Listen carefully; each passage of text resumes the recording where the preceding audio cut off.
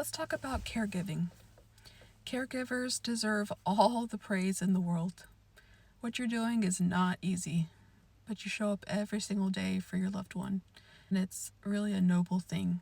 I think the saddest cases I saw were the patients that had absolutely no family. They were left on their own, trying to manage at home.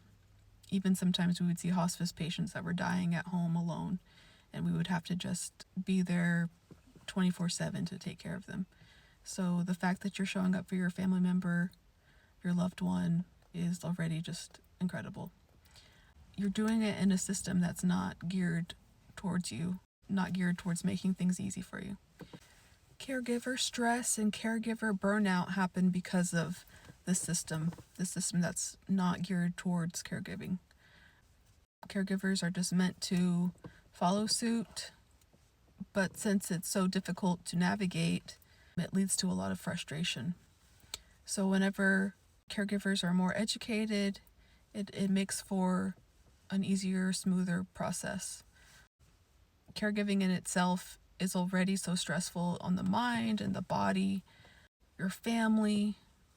You're already trying to manage your own life on top of managing someone else's.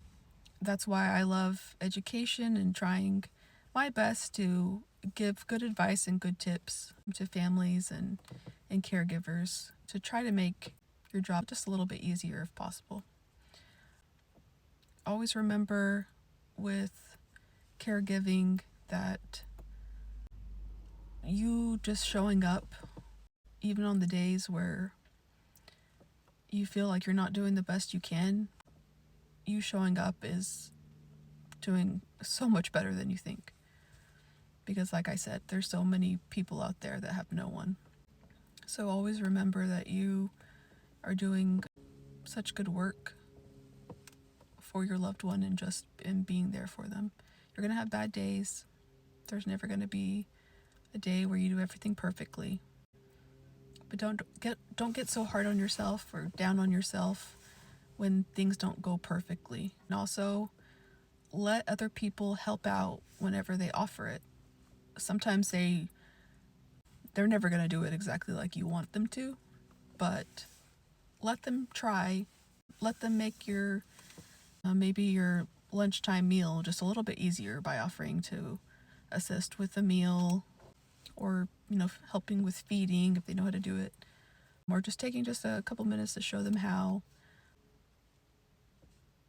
But let other people help, because I think once you stop letting other people help, or if you feel like you have to do everything yourself, it's when everything kind of builds. So just know that kind of relinquishing a little bit of control sometimes is what can help you to keep going.